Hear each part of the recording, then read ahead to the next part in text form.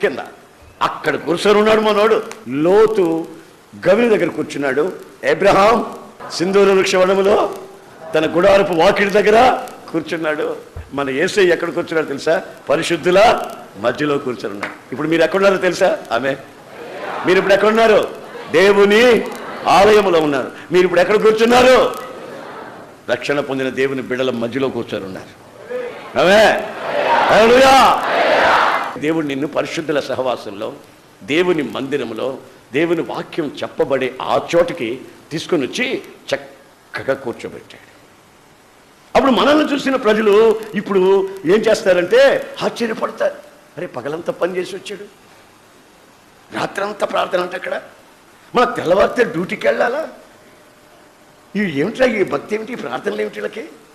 ఒరే, మన మాదిరి కాదు వాళ్ళు, మన మాదిరి కాదు ఉపవాస ప్రార్థన అని చెప్పి ఉప్మా తినేవాళ్ళు కాదు వాళ్ళు.